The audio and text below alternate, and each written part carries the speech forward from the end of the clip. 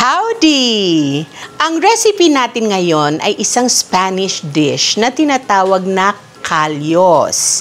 Ito ay gumagamit ng yung tiyan ng baka o tawag natin tuwalya or tripe in English. Ang totoong recipe ko nito, bukod sa tuwalya, ox feet or ox tail, mga paa o buntot ng baka.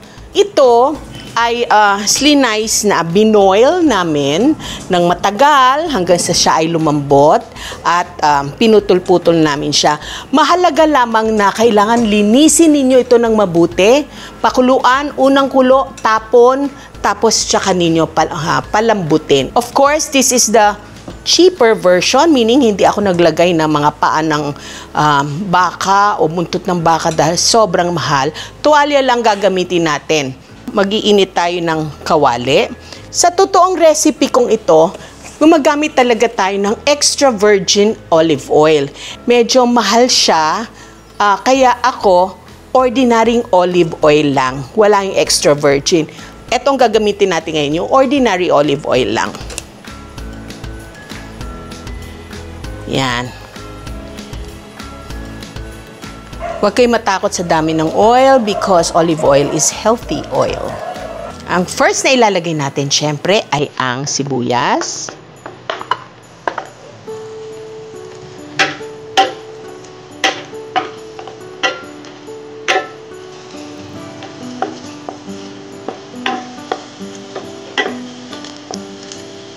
Syempre, susunod natin ang bawang.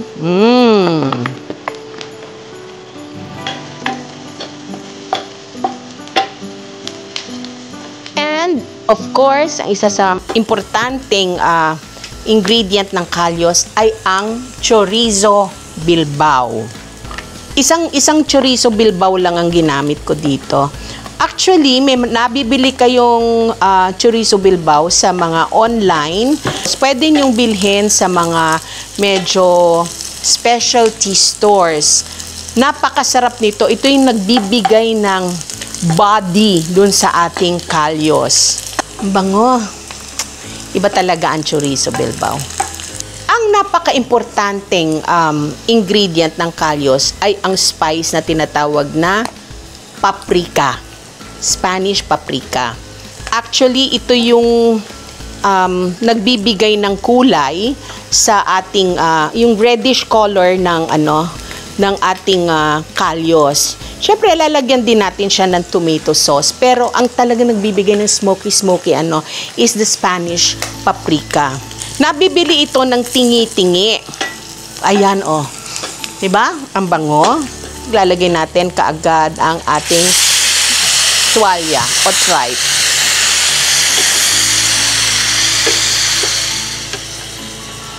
Lagyan ko lang ng kaunting more oil para mas maganda yung pagkakaano niya. Huwag kayo matakot, olive oil ito. Now, tinatanong ninyo, okay ba gumamit ng ordinary oil? Okay din, pero kung gusto mong maglasa talaga siyang kalyos, talagang kailangan olive oil. Total, kung special na okasyon tulad ng Pasko, why not? Choknat, diba? Ngayon, kinakailangan na i-season muna natin yung ating tripe o yung tuwalya para pagdating ng sauce, malasa yung sauce, pero yung mismong tripe mismo kailangan malasa. So, salt. At syempre, pepper.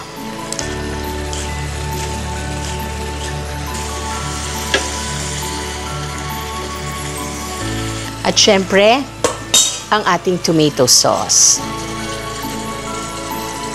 Actually, yung iba, hindi naglalagay ng tomato sauce. Paprika lang para doon sa pula-pula. Pero ako gusto ko may tomato sauce. Kasi yung asim ng tomato sauce, kahit papano, nakakaalis ng yung lansa ng karne. So, evenly natin.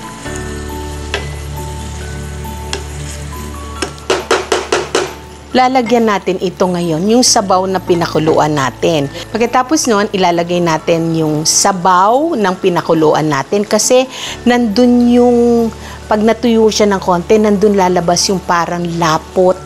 Ako kasi, I prefer na ayoko yung malabnaw na kalyos. Gusto ko yung medyo nagmamantika na medyo malapot. So, pakukuluan lang natin siya. And then, we're going to season. Remember, sinizon lang natin yung karne. Lalagyan natin siya ng asin. Ewan ko, mas gusto ko talaga yung dinadakot na asin kaysa yung mga ganyang-ganyang mga lalagyan ng mga paikot-ikot na ganyan. Bumabalik talaga ako dun sa may asin, sa may dakot. Pati pepper, ang hirap magtansya kung mga ganito-ganito. Maganda lang siya tingnan sa cooking show, pero bakya ako kailangan dakot. Okay? Sige, pakukuluan lang natin. Sige, i-low fire lang natin, medium to low, para manuot yung lasa ng kalyos. Kasi tandaan ninyo, pinapagsama natin iba't ibang lasa mula sa asin, sa alat, sa yung lasa mismo ng kailangan gumanon siya Hindi ito pwedeng madalian. Okay? At, syempre, kumulo na siya. Lalagyan natin siya ng olives. Okay? Nakakatulong yan kasi ang olives medyo maalat yan. At syempre, isa sa talagang paborito ng mga Europea, itong garbanzos. Napakasustansya ng garbanzos. Para itong munggo, rich in protein. Kung kayo namamahalan sa karne, so, medyo nag-reduce na yung kanyang sauce. Panahon na para ilagay natin ang ating pampasigla. Maganda to kasi very festive itong kalyos na to kasi red and green, parang Paskong Pasko. Kaya ito yung pinili ko na sa mga nagtitipid kasi ang mahal ng karne ngayon. At tingnan mo naman ang tsura. Diba? It's so festive, red and green. Pwedeng Christmas, pwede pang potluck. Diba? Warning lang, dapat low ito kasi medyo magaling talagang dumikit itong itong tripe na to. Okay. So, isang tip ko, dahil nagtitipid tayo sa olive oil, ang ginamit natin ay ordinary olive oil lang, hindi extra virgin. Dapat extra virgin, kaya lang mahal. So, usually ang ginagawa ko, pag nagtitipid ako, pag pinatay na, lalagyan ko ng isang ganyan ng extra olive oil. Akala nila yun yung ginamit mo. That's my trick. Our extra virgin olive oil.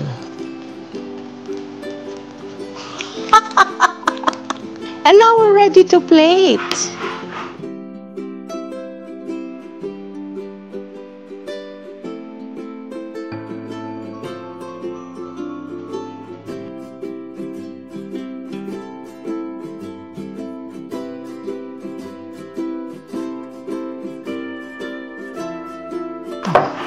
Ating red pepper, bell pepper. And here it is, our kalyos. Kung ihahanda ninyo ito for Noche Buena, hindi siya kasing mahal ng mga beef recipes, festive enough. Tikman na natin ha. Sana hindi mapaso ang bibig ko dahil napakainit ito. Amoy na amoy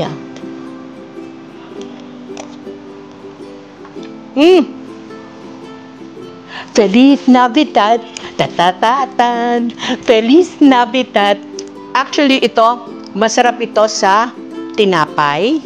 O kaya, syempre Pinoy tayo, masarap sa kanin. Subukan yung lutuin ito.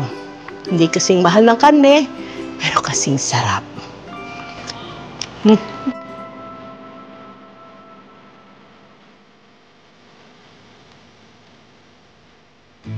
And that's our kalyos! Now that we're back, of course, I'd like to encourage everybody, lahat ng aking mga followers at yung mga magfa-follow pa, to please subscribe, comment down below, like, whatever it is, whatever it would take para po mas marami po tayong ma-reach ng ating vlog.